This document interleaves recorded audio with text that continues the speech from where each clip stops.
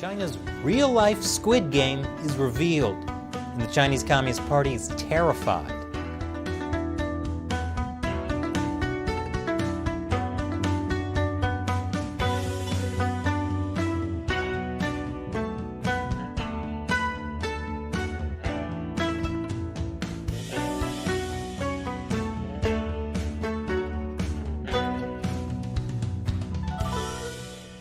Welcome to China Uncensored. I'm Chris Chappell.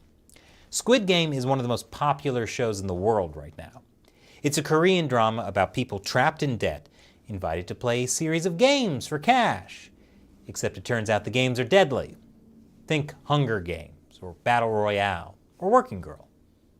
And Squid Game is insanely popular in China.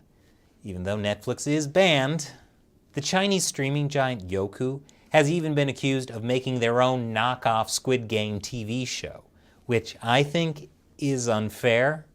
Sure, there's some passing similarities between the design for Squid Game and their new game show Squid Victory, but I'm sure that's just a coincidence. Anyway, the Chinese Communist Party is not happy about the success of Squid Game. You see, Korean dramas are very popular in China. The party hates this. The party wants everyone to be watching Chinese shows and movies, like The Battle at Lake Changjin, a Chinese Communist Party propaganda film.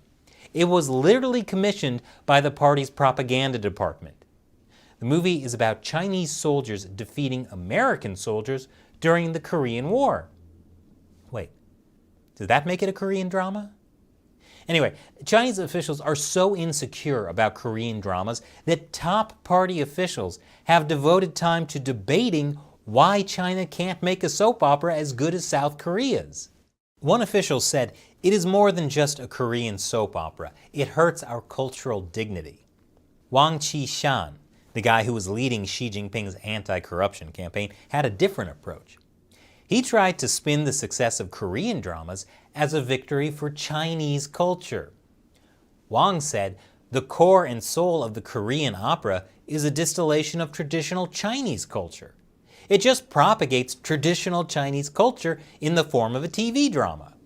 Hey, if you can't beat them, claim them." Korean pop culture has been part of Chinese culture since ancient times. That didn't really solve the problem, though.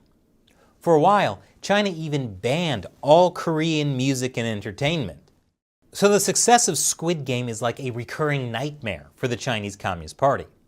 But Squid Game is different from other successful Korean dramas, because China is running its very own real-life Squid Game, and it's terrified of the world finding out. More after the break. Welcome back. The Chinese Communist Party doesn't like the success of any Korean drama in China. But Squid Game is different because it touches on one of China's most closely guarded secrets: forced organ harvesting. Minor spoilers for Squid Game. Sorry I can't actually show you the scene because YouTube would freak out if I did. So there's a side plot where some people running the show harvest the organs of players that are killed, and they sell the organs to Chinese buyers.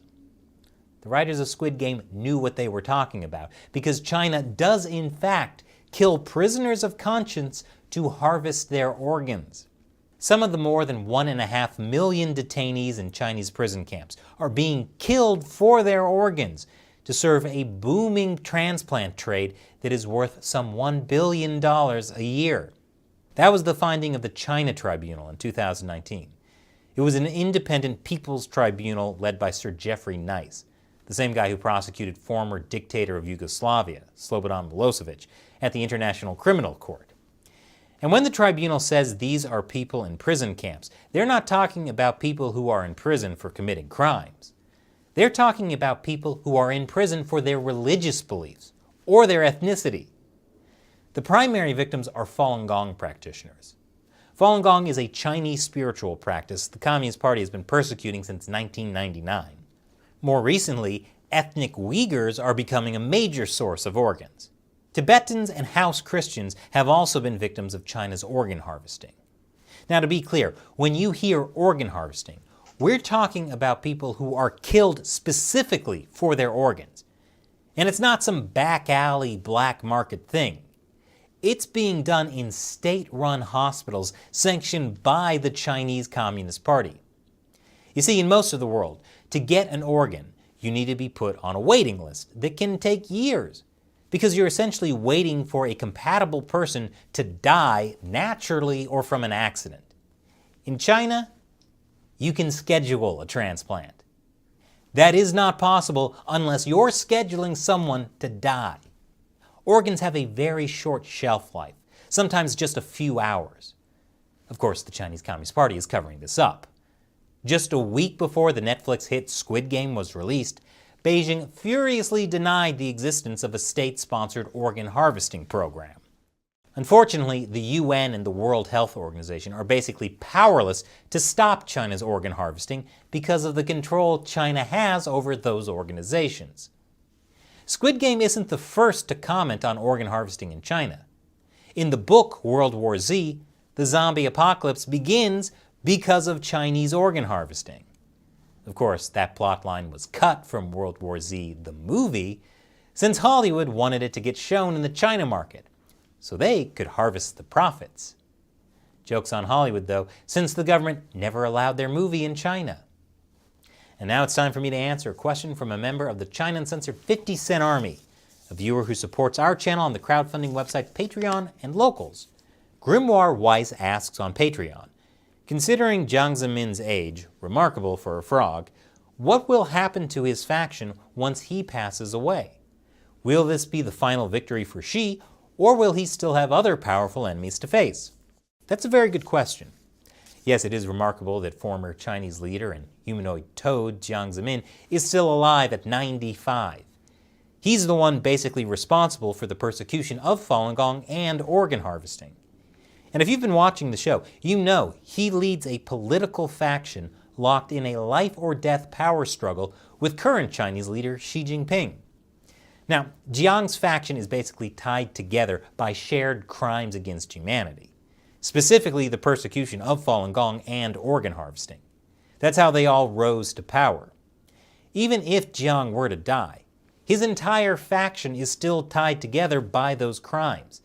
They cannot afford to let their crimes be exposed, especially by Xi Jinping, who would use what they did for his own political advantage.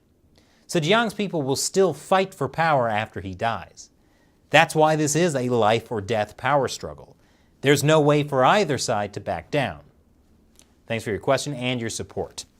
And thank you to everyone else who supports China Uncensored. You can either do it on the subscription platform Locals or on the crowdfunding platform Patreon. The links to both of those are below. You get different perks with each, so be sure to check them out. Once again, I'm Chris Chappell. Thanks for watching China Uncensored.